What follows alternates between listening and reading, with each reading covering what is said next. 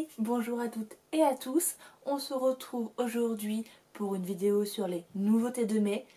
Comme la précédente vidéo sur les nouveautés d'avril, il s'agit ici de livres qui m'intéressent personnellement, donc ce ne sera pas une liste exhaustive de toutes les sorties de ce mois-ci.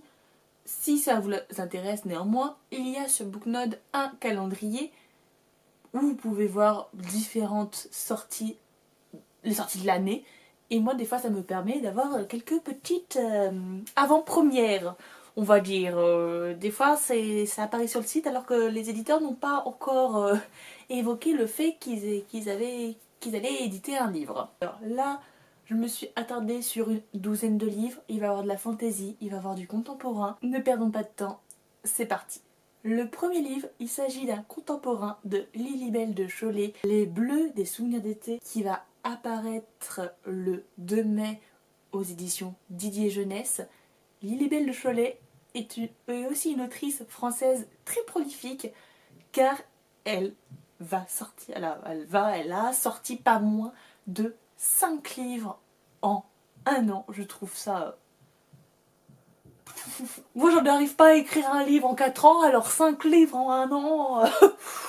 Waouh, c'est énorme! C'est énorme. Alors, je n'ai pas encore eu l'occasion de découvrir ces autres livres. Pour celui-ci, on va suivre deux cousines, Salomé et Lucille, qui se retrouvent une dernière fois dans la maison de leur grand-mère qui va être vendue.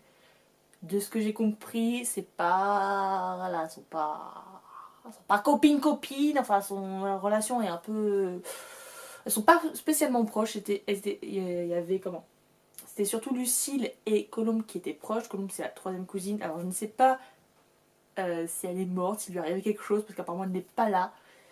Donc, à voir, ça sent un petit peu le drama familial. Il va avoir, voilà, des relations entre elles, ce qu'elles cachent, ce qu'elles espèrent. Moi, ça m'a un petit peu parlé, pas que j'ai des cousines, enfin, si j'ai des cousines, mais pas des cousines forcément de mon âge, mais le fait de vivre un dernier été dans la maison familiale. Ça, je connais. Ça, je connais. Quand mes grands-parents ont vendu leur maison en Vendée, j'étais très très très triste. Mais bon, passons.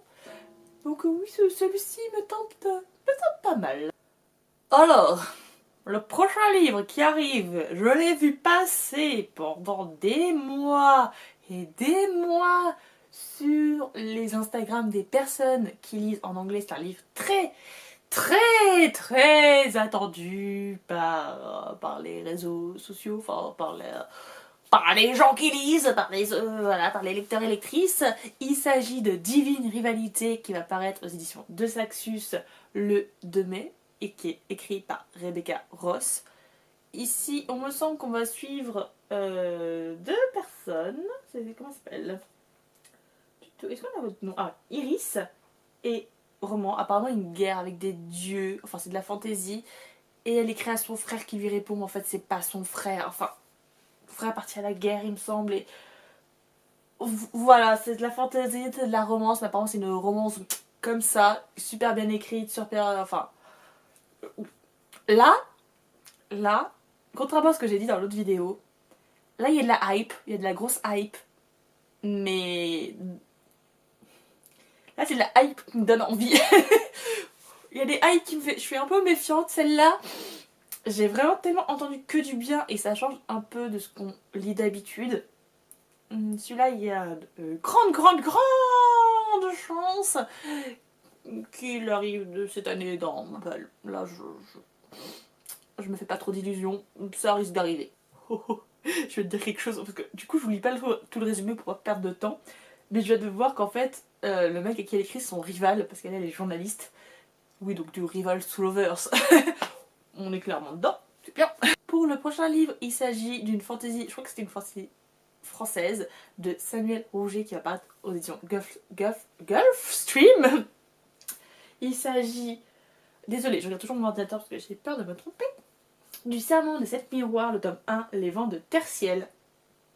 Et là, on va suivre, comment ça s'appelle? À chaque fois je trouve pas le nom, ça m'énerve.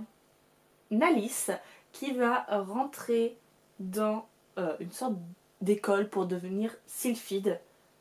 pour apprendre la danse du vent, écouter les rumeurs murmurées. Ça m'a l'air pas mal, parce que là, du coup, c'est vraiment une magie qui a l'air que sur l'air. Donc, une petite école de magie sur l'air, ça promet. Le prochain livre, il s'agit aussi d'une sortie française. Toi, moi et l'apocalypse de Goodnight, c'est Lullaby, qui paraît aux éditions Ozu. C'était, il me semble, la gagnante de leur concours. Ça sort le 3 mai. Il s'agit d'une dystopie FF où nous suivons Martha et Rory qui vivent le parfait amour depuis 4 ans après l'apocalypse avec de l'eau croupie, elles se battent contre les morts, les vivants. C'est parfait, une petite dystopie parfaite. Mais Rory va... C'est Rory? Oui, c'est ça. Rory va tomber malade, donc elles vont devoir partir chercher un remède. Je suis pas très... Enfin, si, j'aime bien les dystopies. J'aime bien les dystopies. Je suis pas trop fan quand il y a les zombies. Ça passe plus pour moi quand c'est à la télévision. Et encore, c'est très... Des fois, c'est très graphique, donc... ça dépend. Mais celui-là, encore de la bonne, je pense. De nouveau, une sortie française en fantasy jeunesse de Lilibelle de Cholet. Quand je vous disais qu'elle était super prolifique, il s'agit de la fabuleuse expédition d'Astral, l'île aux 1000 récifs, qui va sortir le 7 mai chez Nathan. Ici, nous allons suivre Astral et son frère River qui vont voler un voilier qui appartient à la flotte de leur père pour trouver l'île aux 1000 récifs. Par exemple, pour retrouver quelqu'un qui leur est cher. Ils sont aidés par leur oncle Enoé. C'est plein d'aventures, de secrets, de trahisons, de tempêtes. C'est de la fantaisie jeunesse. Personnellement, ça me tente pas mal. Hein. Fantaisie jeunesse, j'aime bien retrouver mes amours d'enfance, ce que j'aimais quand j'étais moi-même enfant ou jeune adolescente. Et ce que j'aime aussi, c'est que si c'est adapté, j'aime bien aussi proposer ça à mes élèves. Donc, grande hâte aussi de le découvrir. Encore! Je l'ai pas fait exprès, je vous le jure, j'ai pas fait exprès. Encore une sortie française de Johan Elio dans l'édition Gulfstream, Les héritiers des muses, tome 1, Danger sur Chauvet et Cosquet. De ce que j'ai compris, ça va être une série de romans avec des retours dans le temps. Les enfants vont passer par des œuvres et du coup c'est assez pédagogique, historique, parce qu'on va apprendre l'histoire des arts à travers l'histoire, à travers ce roman, à travers ce livre. Je vais vous lire par contre là le résumé, parce que je pense que je vais pas vous donner envie sinon.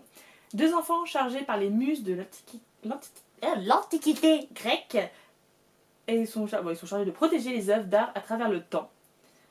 Alors apparemment il y a des collaborations avec des médiations scientifiques et des musées partenaires. Voilà. Les parents de Tania et Léo ont disparu. Plus étrange, leur mère a laissé son amulette et une tablette de cire sur laquelle est inscrit 36 000 ans. Sans hésiter, Tania et Léo utilisent l'artefact pour se rendre dans ce lointain passé. Ils sont accompagnés d'Anatole, un chat extraordinaire. Oh, il y a un chat. Oh, c'est pour moi ça. Oh, il y a un petit chat qui a le pouvoir de repérer un artiste où qu'il soit dans le temps et l'espace. Mais c'est trop bien. Arrivés à cette époque reculée, les deux enfants se trouvent face à une horde de mammouths fonçant droit sur eux. Comble de malchance, l'amulette a perdu sa magie et ne peut les libérer de la charge des mastodontes. Sans aucun doute, un coup d'Amasia, la muse ennemie de l'art. De justesse, Tania, Léo et Anatole réussissent à se réfugier dans une caverne. Bloqués dans le passé, parviendront-ils à retrouver leurs parents? Et surtout, réussiront-ils à déjouer les projets de la terrible Amatia qui met en péril les trésors artistiques des grottes de Chauvet et Cosquet? Et un livre qui vous fait traverser le temps et qui en plus vous fait apprendre des choses sur l'art. Là c'est la maîtresse qui parle, ça me va très bien. Le prochain livre, vous allez vraiment penser que je le fais exprès. Il s'agit de Break de Maëlle Desarts qui sort aux éditions Slalom le 7 mai. J'ai fait une vidéo dessus exprès. Tout ce que je vais vous dire, c'est que c'est un contemporain d'Alsace. Si vous voulez en savoir plus, allez voir ma vidéo. Bon, je viens de vérifier le reste de la liste. Je pense qu'on est sur un mois très français, très francophone. Là, je vais vous parler de La tisseuse de vent de Nina Land, qui va apparaître aux éditions Didier Jeunesse le 15 mai. C'est de la fantaisie, aussi avec du vent. Je ne sais pas s'ils l'ont fait exprès, parce que du coup il y a 2 sorties fantasy liées au vent. Alors ça parle pas de la même histoire, mais tout de même. Ici on va suivre Eloé qui recueille les vents magiques dans l'un des moulins de sa région. Elle va être convoquée à une cérémonie, la cérémonie du privilège, un rêve pour beaucoup de talentueux. Ok, c'est peut-être sûrement pour elle, ok. Pour mettre ses pouvoirs au service du royaume. Mais du coup, elle va devoir abandonner son meilleur ami, qui est tombé gravement malade. Donc il faut qu'elle trouve un soigneur, sauf que le soigneur, c'est le prince. Bref. Du coup, on a une petite magie du vent, elle veut sauver son meilleur ami, elle va sûrement s'allier au prince. Moi, ça me va. Le prochain livre, il s'agit de Elle et le feu d'Alice d'Oublier, qui va paraître aux éditions Hachette Roman le 15 mai. On est là encore dans la fantaisie, hein, young adulte. Mais là, on va suivre 3 points de vue. Et ça, c'est cool. Ça, c'est vraiment cool parce que des fois, moi, le personnage principal, je peux pas forcément me le voir. Donc, quand on m'en propose plusieurs, je me sens un peu mieux. Je vais vous lire le résumé parce que là, flemme de faire un résumé parce que ça a l'air très... Bref. Je vais vous lire le résumé. C'est un monde qui vénère le feu autant qu'il le craint, où la traque des êtres maudits par les flammes a ramené la paix au sein des royaumes unifiés. Quand le prince du trône suprême arrive en âge de se marier, les familles nobles y voient l'occasion d'accroître leur influence en hissant leur héritière à ses côtés. Parmi elles, Alia n'a qu'un objectif, ne pas être choisie, car depuis l'enfance, elle cache un périlleux secret, elle peut propager le feu et être découverte signerait son arrêt de mort. Effia, au contraire, meurt d'envie d'être remarquée. Pour elle, cet événement est peut-être sa seule chance d'échapper à l'emprise de ses parents. Enfin, pour Sibylle, les enjeux sont tout autres. Héritière d'un royaume fragile, elle a besoin d'alliés si elle veut espérer demeurer libre.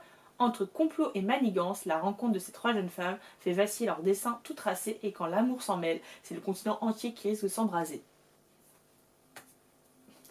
Nous allons passer ensuite à une petite réécriture jeunesse sur Cendrillon. Il s'agit de Cendrillon et Ella de Barbara Slade aux éditions scolastiques. Tandis que Cendrillon rêve de rencontrer une fille avec des yeux aux couleurs de la mer, la princesse Ella aspire à quelque chose qu'elle ne peut pas encore imaginer. Lorsque les 2 jeunes filles font connaissance, leurs cœurs sont remplis de joie. Mais que se passera-t-il lorsque minuit sonnera? Apparemment, c'est un petit FF de 32 pages. Hey, celui-là est bien pour ma classe. Ça il va très vite rejoindre la bibliothèque de ma classe. Après avoir parlé de cousines, nous allons nous intéresser à des sœurs avec les coquillages ne s'ouvrent qu'en été de Clara Hérault aux éditions Hachette Roman qui va sortir le 29 mai. Pardon, Cendrillon et Ella ça sort le 21 mai. Ici nous sommes dans un contemporain pour l'été. Nous allons suivre Léna et Phoebe qui passent des vacances d'été ensemble sur la côte basque. Léna ne rêve que de surf et de faire la fête sur la plage, tandis que Phoebe peine à reprendre son souffle après une première année de fac compliquée. Les 2 sœurs ne se parlent presque plus et leur famille est au bord de l'implosion. Mais cet été, il y a Inaya, cette fille qui bouleverse toutes les certitudes de Léna. Il y a aussi Isaac, le premier amour de Phoebe à qui elle a brisé le cœur l'été dernier. Il y a surtout ces choses que les 2 sœurs ne se sont jamais dites. Personnellement, je me suis un peu réconciliée avec le contemporain grâce à Clara Hérault, donc ce sera lu. Et enfin, là, le livre que j'attends le plus. Attention, vous allez être très surpris et surprise. Il s'agit du tome 4 de La Passeuse de mots de Alaric et Jennifer Twice aux éditions Hachette Roman qui sort le 29 mai, tout à la fin du mois. Je ne vous ferai pas de résumé parce qu'il s'agit d'un tome 4, donc ce serait un petit peu vous spoiler, mais en gros, La Passeuse de mots, c'est trop bien. Alors il y a quelques défauts quand même, hein, je trouve quelques défauts parce qu'il est très lent, voilà, il est très lent, mais il est, je l'adore, j'ai vraiment hâte de savoir la suite et savoir ce que Alaric et Jennifer me réservent. Et si vous ne savez, si vous n'avez pas encore entendu parler, faites-vous votre propre idée, lisez le premier tome. C'est soit on accroche, soit on n'accroche pas, mais faites-vous une idée. Pour moi, c'est un mélange de fantasy et de Sakura chasseuse de cartes, mais avec des mots. Tout simplement et avec plein de thématiques qu'on aime dans la fantasy, un peu un melting pot, un petit mélange de ce qu'on retrouve un peu partout en fantasy qui marche bien. Donc j'ai très hâte. Cette vidéo est à présent terminée. J'espère qu'elle vous aura plu. Bah, si elle vous a pas plu, j'en suis navrée. J'ai essayé d'être, comme l'autre vidéo, rapide et concise. Donc peut-être que j'ai oublié de dire des choses.